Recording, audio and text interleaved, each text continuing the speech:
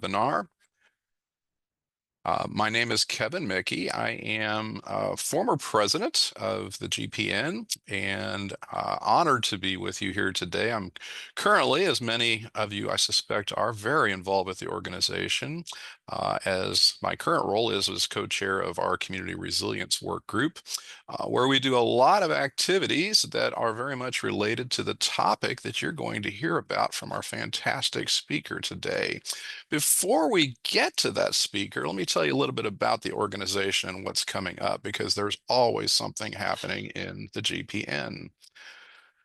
One of the things that's really awesome is our MAPI Q&A. The next event comes up on November 17th, just a few days away. 3 o'clock in the afternoon Eastern. We love questions, so feel free to send those in advance. You'll have opportunities as well, I believe, during the session. Additionally, GPN offers ongoing educational and collaboration opportunities throughout the year. Four of our big events coming up, you see listed here in the slide. The GIS Leadership Academy is December 8 to 12 in beautiful Savannah, Georgia. It's a great time of year to be in Savannah, of course. If you're a little bit afraid of the cold winter weather and you want a warm place to go, CalGIS is having their conference in Redlands, California in late January from the 20th to the 23rd. We have a virtual conference. Our LEAP conference is coming up in the early part of March from the 3rd to the 5th. And our Valtech conference, GIS Valtech, is taking place from March 30th to April 2nd in Mobile, Alabama. If you've not yet explored the new GPN Learning Annex, I encourage you to do so. This is a terrific place to find all sorts of useful information that will help further your knowledge and experience in the GIS profession. As anyone knows that works in GIS, we never stop learning because technology and opportunities to use it effectively never stop evolving. So this is a great place to go and find out some of the latest and greatest things that you need to know to continue to grow your professional skills and knowledge. Foremost, I want to encourage you to stay connected. If you're not a member of the Geospatial Professional Network, you're missing something wonderful. Check out the organization. We have a URL here, https://thegpn.org. Take a look. Talk to folks that are part of this organization, get involved, be part of the success story, and grow your experience as a GIS professional. What I want to do now is introduce our fantastic speaker. I'm very honored to be able to introduce you to Dr. Courtney Page Tan.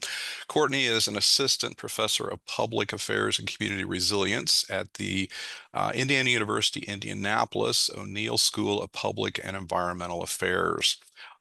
Courtney is dedicated to cultivating partnerships with practitioners, industry leaders, policymakers, community leaders, and academic institutions with the objective of building resilient systems. She leverages her amazing background in social capital, resilience, public policy, information technology, and of course, geospatial technologies to explain how governments, nonprofits, NGOs, urban planners, and many other stakeholders can build resilience. Courtney's research advances knowledge of how online as well as offline social ties mitigate the adverse outcomes of unexpected shocks, both short and long term. We're delighted to have Courtney spend some of her very busy schedule with us here today to talk about a project I've had an opportunity to become familiar with and I'm very, very impressed by. And her presentation is titled Portraits of Resilience, Enriching Resilience and Vulnerability Metrics with Mapped Qualitative Data in Historically Marginalized Communities. And I can't stress how important it is that you hear what she has to say about the qualitative data, because so much of what GIS professionals do focuses on the numbers, and the qualitative part truly enhances what we can learn with numbers. So Courtney, I'm going to stop sharing my screen, turn this over to you, and I look forward to hearing what you have to say. I will encourage everyone to put your questions throughout the session in the chat. We will certainly provide opportunities for you to ask Courtney some great questions. All yours, Courtney. Thank you.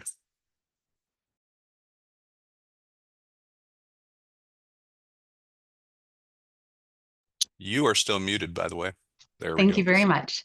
So wouldn't be a presentation without someone starting their chat with being muted. So Kevin, thank you so much for that really lovely introduction. It really is a pleasure to be here today to share some of the work that I have been doing in Indianapolis. So I'm going to take just a quick moment to briefly introduce myself without being overly redundant with that wonderful introduction. But I am an assistant professor in the O'Neill School at IU Indianapolis. So I have a PhD in political science, and I study community resilience. So I am interested in the factors that can really make a difference, whether or not a community recovers from a disaster and which groups among them are better equipped or less equipped. And so I am sharing with you today a project called Portraits of Resilience. And so it is I I use ArcGIS and other mapping tools in my own research. And so this is more of a qualitative design with some mapping kind of woven into it. And so I don't typically work in such a qualitative space, but I feel like this is really filling a large gap that I think a lot of us do see in the field of resilience, working with indices, for example. So I'm going to put a quick question into the chat. So if you're comfortable, please share what you do for a living. That's actually really going to help me kind of communicate my findings best in the course of this talk. So this is definitely been crafted and designed for people who are in maybe public administration or planning, so environmental, disaster, emergency. So hopefully you can pull something out of it that is useful to you in the course of today's presentation. So let's go ahead and get started. So today's agenda, we are going to go over just kind of the project, Portraits of Resilience. So I'm going to tell you a little bit about kind of the study itself.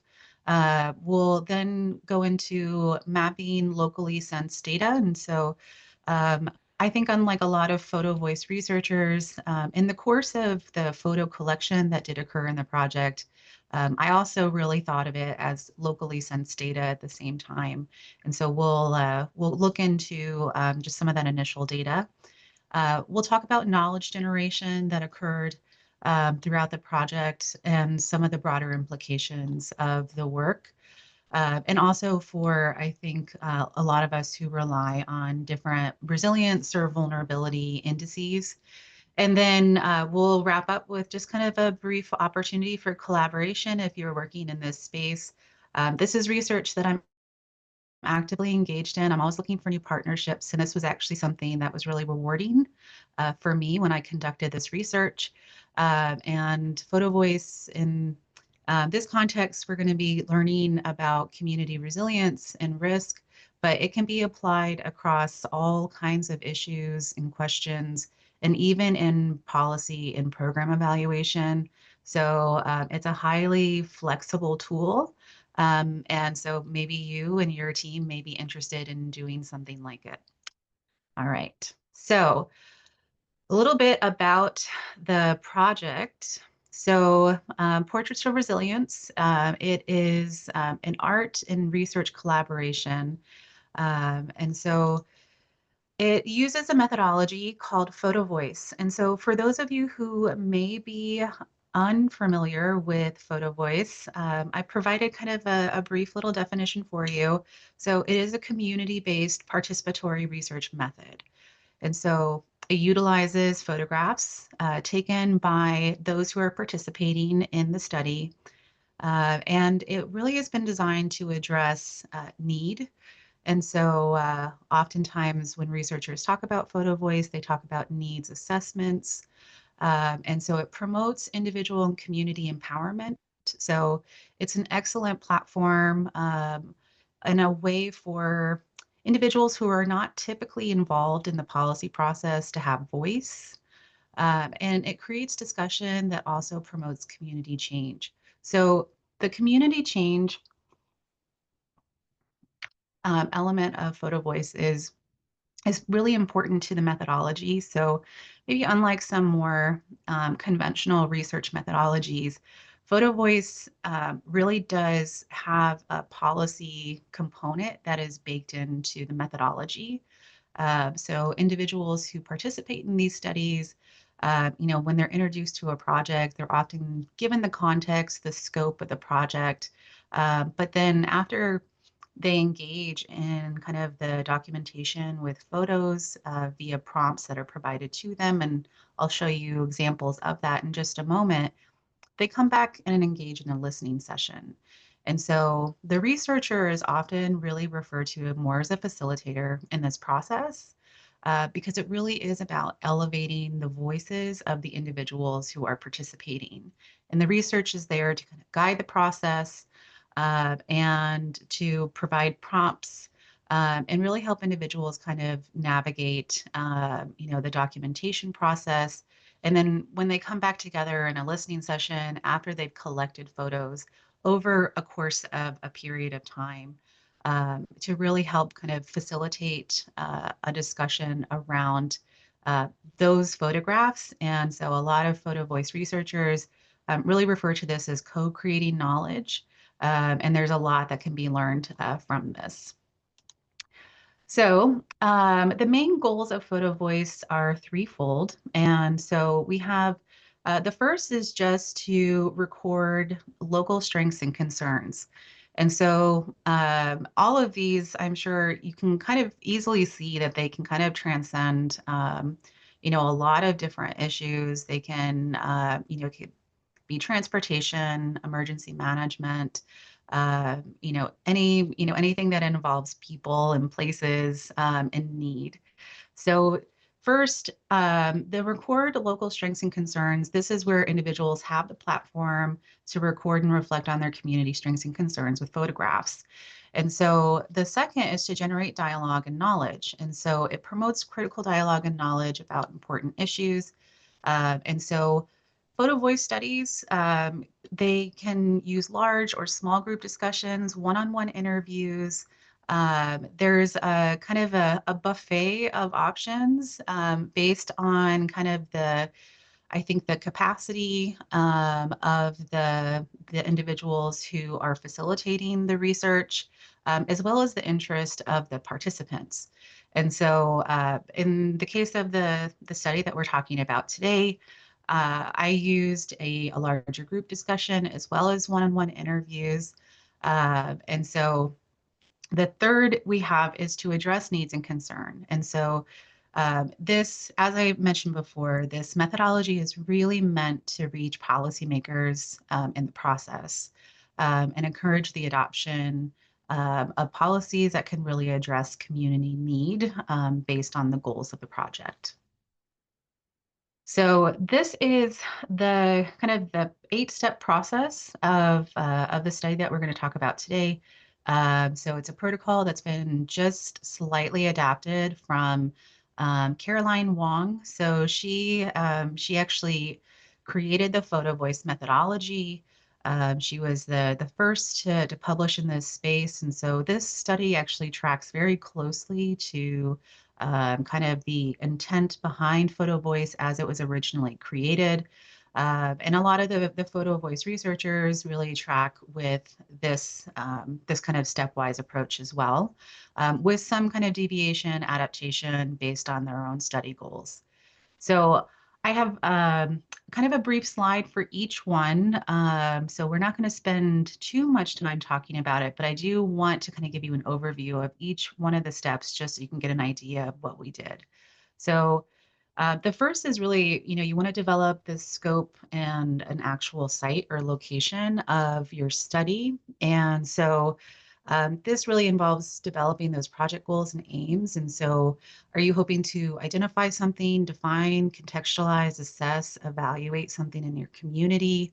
And then you're going to choose a suitable site location. And so, it could just be maybe one small specific community if something, specific as maybe there is a targeted intervention or some money that was invested into the local community, and you want to see kind of what the outcome was. And so really is kind of just establishing what you're hoping to achieve in the course of the project, in the course of working with community members as well.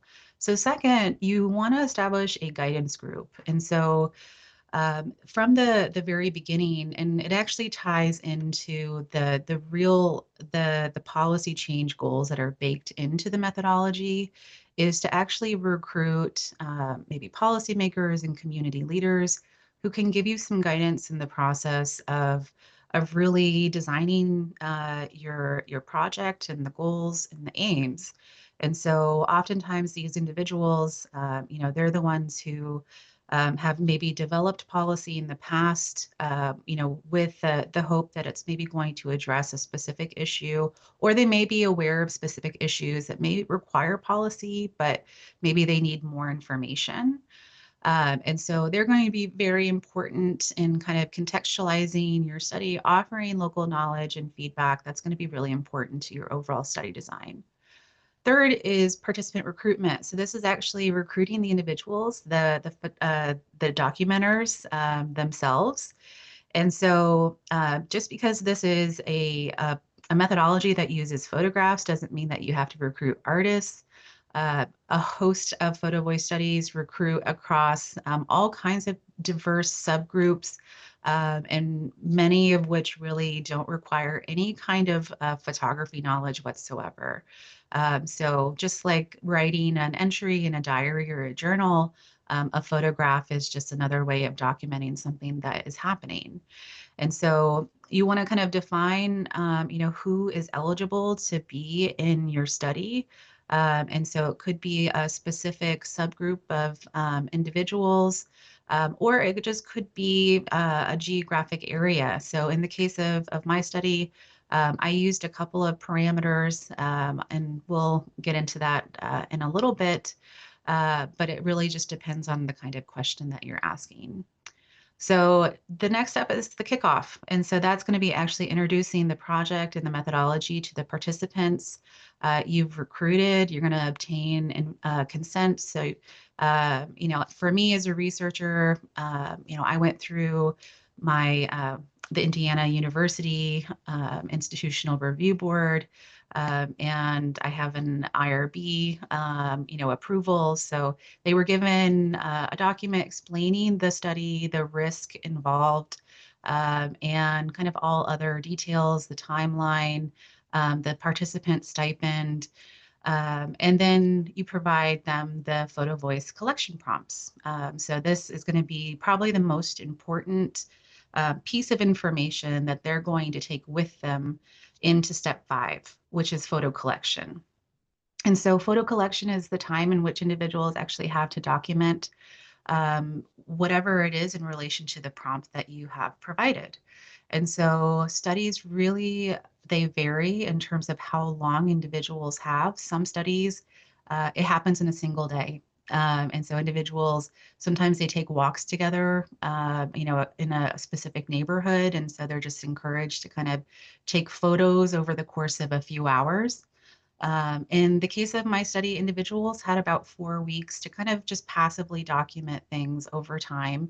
That just kind of It was meant to really reflect kind of a day-to-day where individuals, as they kind of went about their day, maybe identified sources of risk and sources of resilience in the course of their day, going about their business in the specific community they lived in. And then step 6 is a listening session. So this is once all the photos have been collected, they have been uploaded to some kind of portal over the course of the collection period. In this case, I would highly recommend Survey 123 as probably the primary collection instrument over the course of the study. That's when you come back together and you co-create knowledge around the photographs that the individuals collected. So we'll talk more in detail about that shortly. And then the planning of the exhibition. So this is where you want to plan out a public display or viewing of the photographs, along with some of maybe the key themes that came out of the narratives from the listening session. And you want to invite policymakers and community leaders. So the individuals who have the agency to make change, you want those individuals to be present. And so kind of reaching out to them early, maybe talking with some of, kind of their planners, their schedulers, to see if they can, one, attend, but two, maybe also even speak, and giving them an opportunity to also talk to their constituents at the same time. And then finally is the culmination of the methodology is to host the exhibition. And so it's been done in many ways.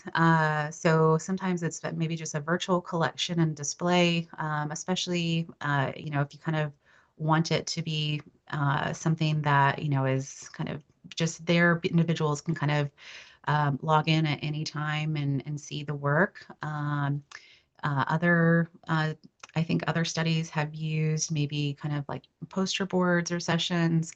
So there's a broad range of exhibition options. And so I'll show you kind of what we did in our study.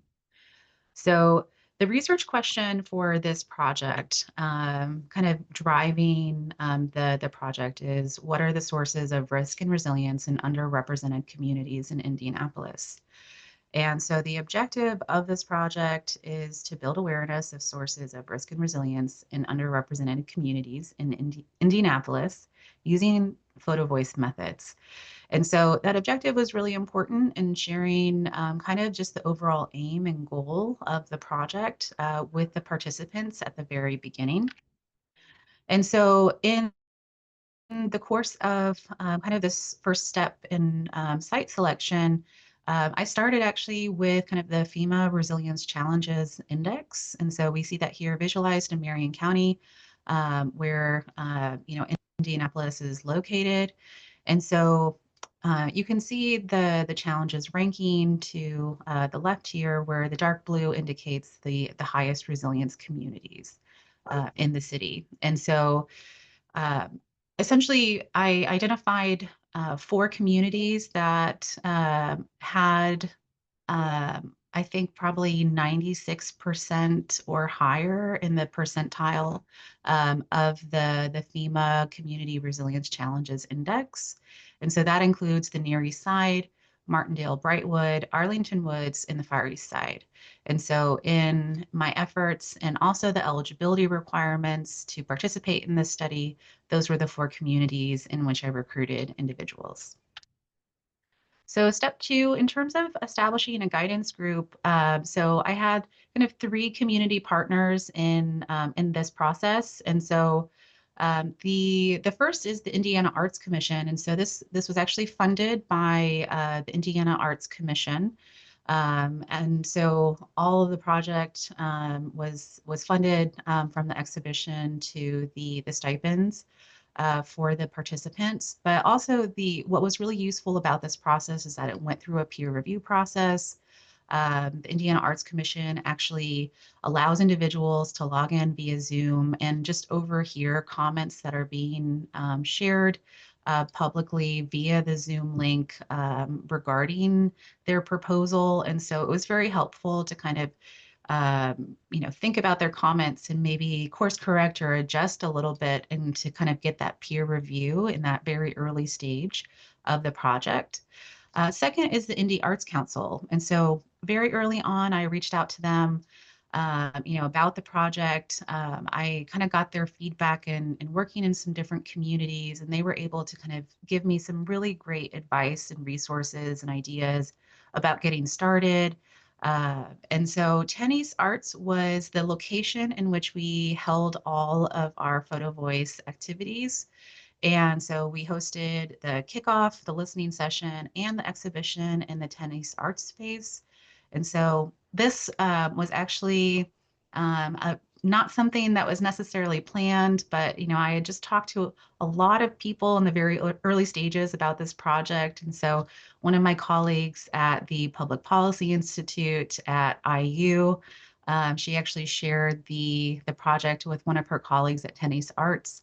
And so they were really keen to actually host the events. And so all of these three partners gave just so much support for this project, and they were really, really essential in the design as well as implementation of this project.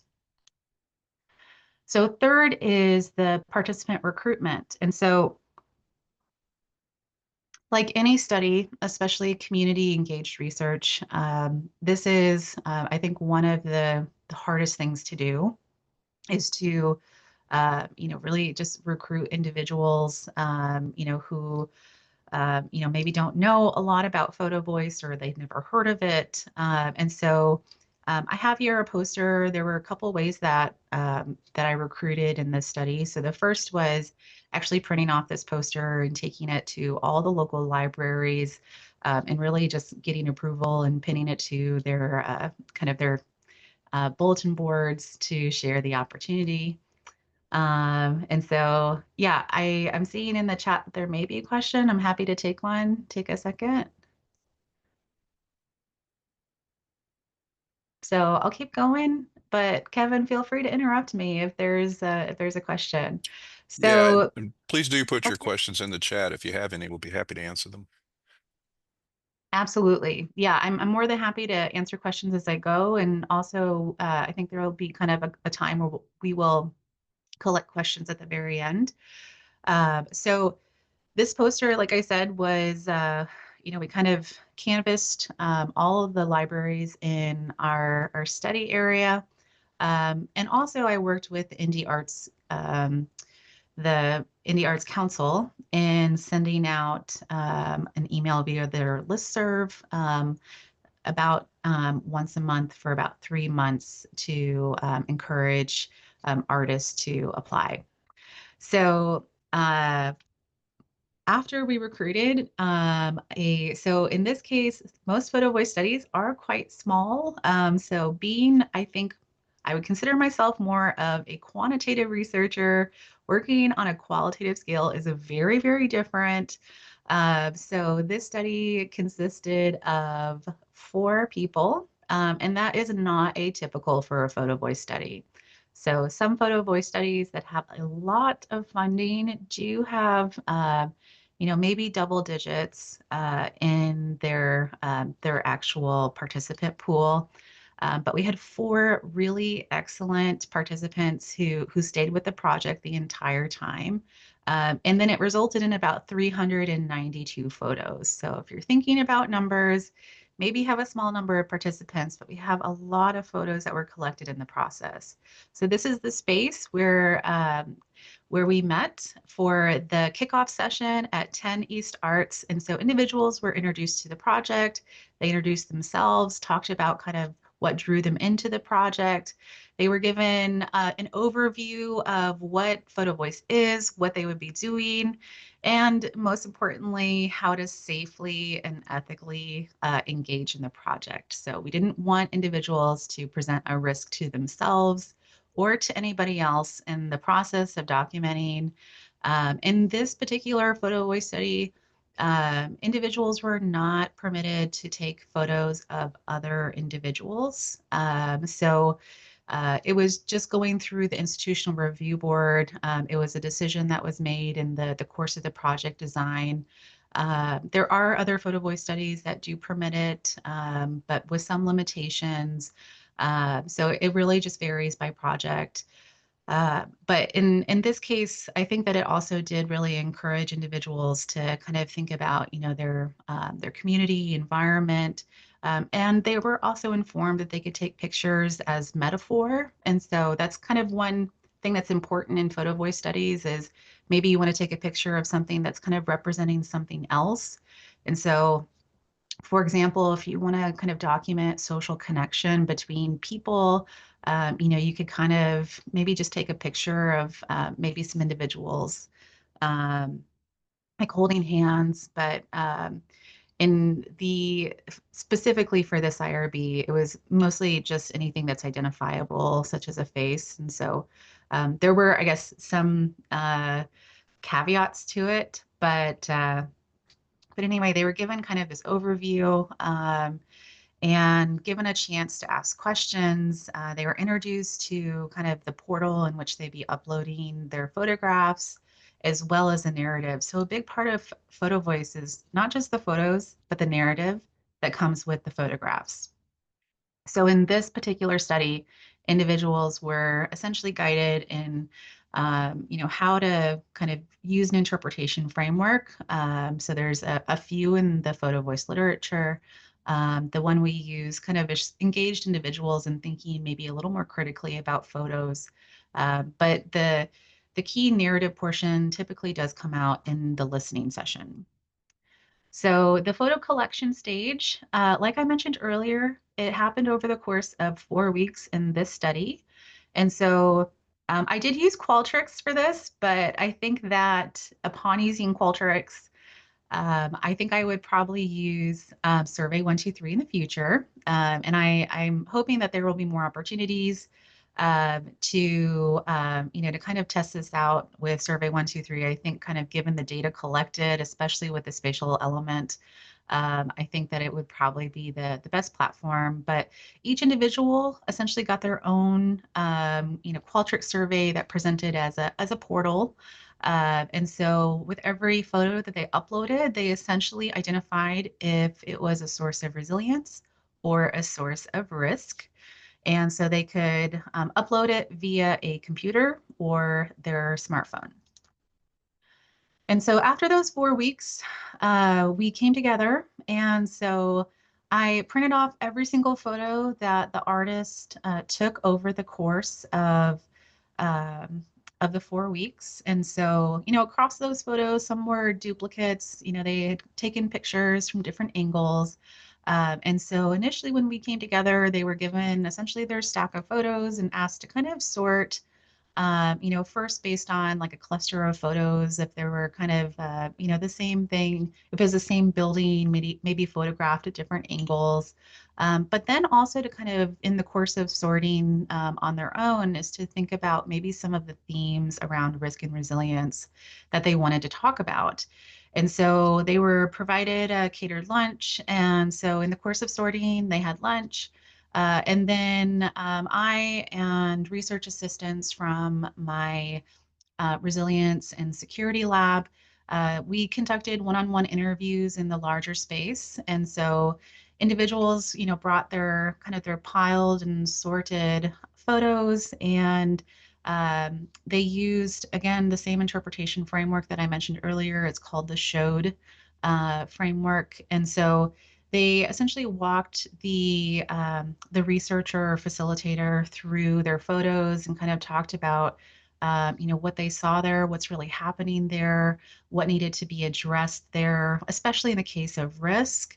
In the case of resilience photos, we can ask the same questions, but instead of addressing it, maybe what needs to be promoted or supported. How should we maybe think about sustaining these lifelines in communities?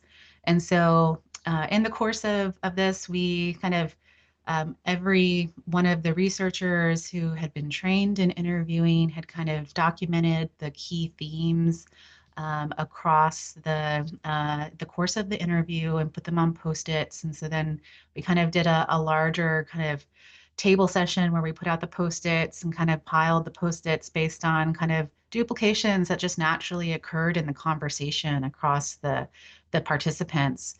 And then from there, we allowed the participants to kind of take a look, review kind of the themes and move some photos around based on maybe a theme that they hadn't thought about, and also create new themes if they felt like, upon, further consideration, I want to add this theme as well. And so, it's definitely a process, but it led to some really exciting results that gave us a great idea of kind of what's happening in the community. Specifically, things that we should really be supporting and celebrating, but also places and issues that really need to be addressed on Indy's Near East Side. So, in the same session, kind of the second part of the session, after we went through kind of the sorting and piling and categorizing, and the interviewing is planning the exhibition. And so I am not an artist. I love art, but I think that these specific questions that I asked, in part, was maybe because a little bit of my own ignorance. I've never planned an exhibition before, and so I really wanted to understand what their vision was. What are some things that they absolutely must have? And so, really, just kind of asking questions that created space for them to really share their vision, their expectations with me so that I could help them deliver on that to the best of my ability. So other questions, how would you like your photos displayed? If they wanted any kind of responsibility in the production process of the exhibition, it definitely was not a requirement. It's something, that, I couldn't offer an additional stipend for. Um, what was the most important part of the exhibit for them. So, in the course of the kickoff, as well as in this session as well, we talked about kind of, the priorities that they all had and being a part of an exhibition like this. So what are you hoping to get out of the exhibit? If it became maybe something temporary or even permanent in the future, where would you want it to go? What do you hope the attendees will get out of the experience of attending the exhibition?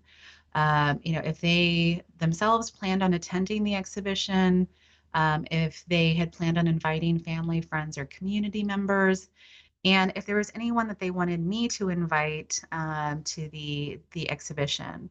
And so this was really incredibly helpful in, I think, really the goal of Photovoice is just to elevate their voices, not mine. And so this was really, really important in developing something that was very reflective and sensitive to, I think, all the expectations that they had, so really allowing them to be in the driver's seat and being the facilitator in the process. And so step 8 is hosting the exhibition. And so we had, I think, probably about 50 people attend. So I took photos kind of right before individuals started to arrive. So we have kind of the core group of artists who all wanted their likeness to be shared publicly. So with any research project, in the case of this IRB, individuals were given the option to stay entirely anonymous, even in the course of attribution to remain anonymous, but every participant wanted to be identified by name and likeness. And so we have kind of the 4 participants in the middle, and then on each side we actually have a state elected official who attended the exhibition. And we also had a couple more who are not in the photo, but also attended and had to leave early. So I was really, really lucky, I think, to have one of my participants really wanted to curate the event. And it surprised me. She told me during the kickoff that it's something that she kind of wanted to try out. She had never really done it before. And so that made two of us, but I encouraged her to kind of lean into it and be I would be a resource for her in the process if she wanted to do it. So we kind of worked together on creating some of these displays that you see from our exhibition. And you actually see here pictured Kevin Mickey from IU, who's hosting this wonderful session today, taking a look at our connection cluster maps. So that was the one part of the exhibition that I got to contribute to. So I had kind of mapped out where every single photo was taken, and then from there, the artist chose a selection of photos that they wanted featured in this specific map. So also featured was kind of a community resilience hub where every participant who attended was encouraged to pick up a Post-it note, and there were three sides of a column where they could contribute. So first, what their sources of community resilience were, as well as risk, as well as what can we do about it. And so these are questions that the participants of the study engaged in, and the community members who attended were encouraged to also engage in those same questions. All right, and I'll take a quick break right here and see if there are any questions before we kind of jump into the main findings, implications, and connection to spatial data. All right. So, in terms of mapping locally sensed data, here we have this is an initial map of sources of risk and sources of resilience that came out of the study. And so the red pin indicates risk, and the green pin indicates resilience. And so you can see for the individuals, some photos did take place outside of the kind of the study area. And so, it's meant to, as they were encouraged to kind of take photos over the course of their day over 4 weeks' time, they had collected some, slightly outside of that area, but still kind of it gives us a really good idea of what's happening kind of in the broader community on the east side. Uh, and so, in terms of knowledge generation, so first, a big part of Photovoice is developing themes that come out of the research. And so, this kind of sorting and piling and using sticky notes was a way for us to kind of get at participant generated themes. And so, a lot of times, researchers, when we're conducting kind of a thematic analysis, we sit down with the data, we digest it, and kind of it's a very iterative process where we spend or we make many passes over the data to kind of get to some key themes that come out of it. And then there's, of course, computational tools to actually identify kind of some larger themes that can come out of actual text. And so in this case, the individuals had identified kind of these key themes in this process. So we have access to food, accessible spaces, green spaces, faith-based communities, intentional design, local businesses, neighborhood engagement, and social infrastructure. And so all of these were documented as sources of resilience across the artists. And so some of these, there were maybe quite a few photos. A couple of them had maybe just a couple. But these were really the sources of resilience, things that they wanted to celebrate. Kind of these local lifelines that were really, really important to their individual resilience and what they viewed as their community sources of resilience. And then next we have sources of risk. And so I would say that probably one of the two of the largest themes that came out of this research was it would be abandoned buildings and vacancy, which is or risk of abandonment or vacancy, which is listed a little bit lower in the list.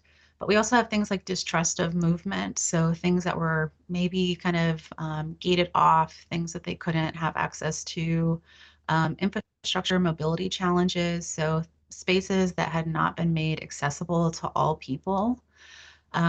There were times where they had documented physical renewal not being matched by social investment. And so there are some cases where you may see maybe new things, but maybe a new building or a renovation of a space, but the same dollars or any dollars to kind of really invest into social resources for the community were just not there. And then risk of abandonment vacancy, there were some areas where, in some cases, there were large kind of shopping areas that had been entirely abandoned. And so, risk of abandonment vacancy, where there was maybe one or two businesses that were kind of hanging on, in some of these larger centers that were by and large vacated. And then finally, unfinished intentions. And so this one is, a bit similar to physical renewal, not being matched by social investment, but the participants had kind of identified, I think, areas where maybe some restoration had started, but over time maybe funding was lost or support was had vanished. Potentially, changes of political leadership or maybe funding from different sources, not being available to continue on in a project. And then here are mapped sources. So the place-specific sources of resilience in Indy Eastside communities. So in the course of mapping, this really, kind of took participants out of the space of thinking about kind of these broader themes, which is very common in photo voice studies, and then to specifically identify essentially these places, these hubs of community resilience on Indy's East Side. And so we have, things like kind of food resources from the community cupboard in Lawrence. We have some, an arts center, family centers, neighborhood associations, churches. Um, we have parks, jazz clubs. And so you can see here in the photo, the public school number 27 is actually the Kennedy King Neighborhood Association that has since kind of been converted into a neighborhood space. And we also have someone who is presenting kind of at a community event at Nightjar, and someone else who is at the community cupboard of Lawrence. And then in terms of place specific sources of risk, these were very common photos that occurred across a lot of the risk photos. And so I think a lot of times when we think about the indices provided to us, when we think of kind of the FEMA,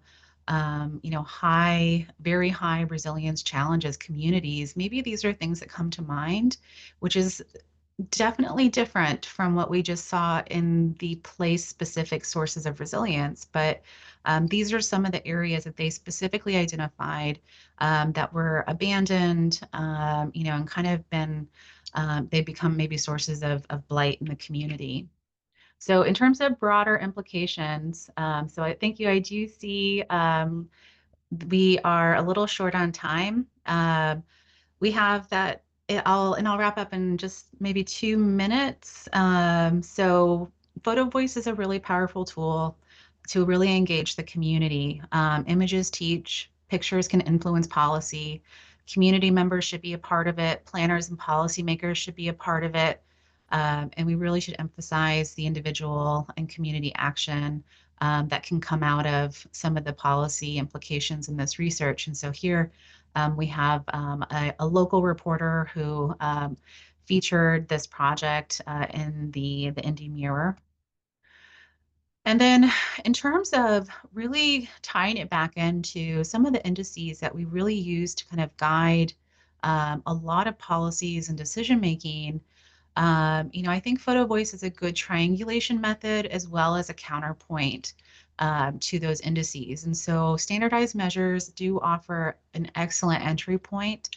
I mean, I used it to identify the specific communities that I would be working with in this study, but locally sensed data in this kind of data collection process, it can offer insight into sources of community resilience in neighborhoods that are not otherwise captured in these indices.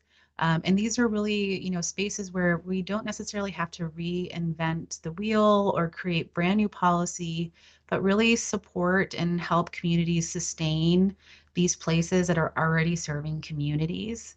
And then we have that locally sensed data can offer insight into really specific persistent sources of risk. So sometimes it can signal things like institutional failure or abandonment that could have happened maybe even a decade before.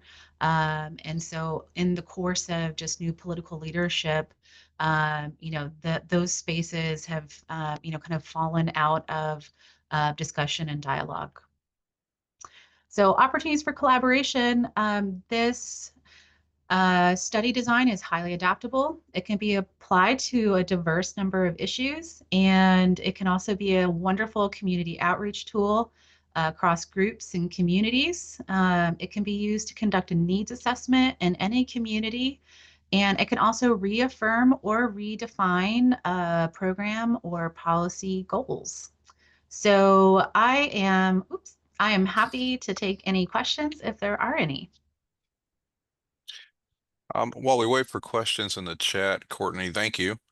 Really appreciate it. I had the opportunity, as you noted, to meet some of the people that were participating in that study. You made a really important point, a lot of important points, I think, but one of them that stood out to me that I know you and I've had some conversations about is how critical it is to bring these qualitative perspectives into the work that so many people, I think, not only on this call, but others that work in the resilience field, um, need to know about, because you can take any number of quantitative data sets and not truly understand the community. And where does that leave us? But asking questions about why is it that our policies, when we do all the science and all the research and all these things, why don't they produce the behavior changes that we think they should in communities?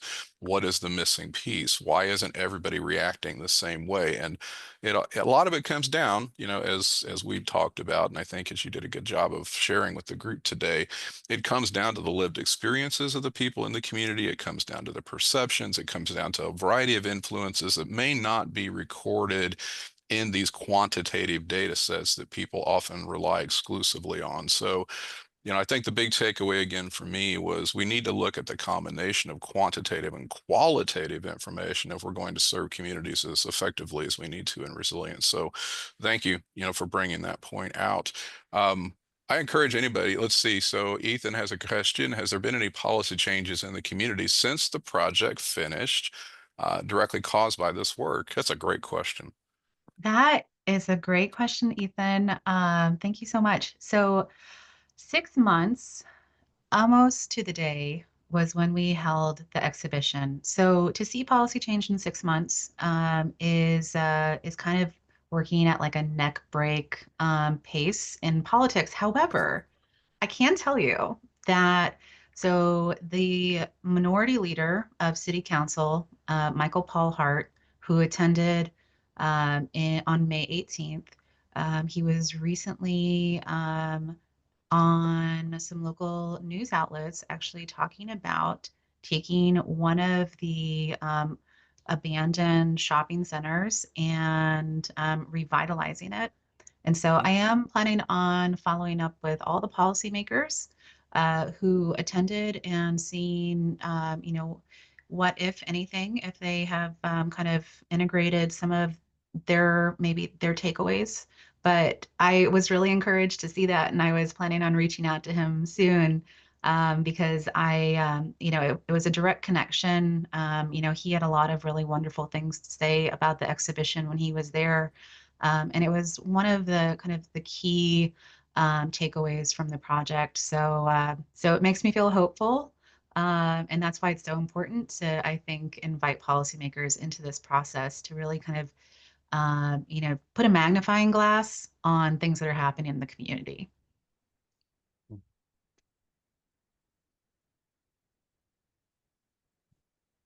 Courtney, how would you, this is a project that really focused on a local, small neighborhood within the east side of Indianapolis, which certainly is a great place to do that work.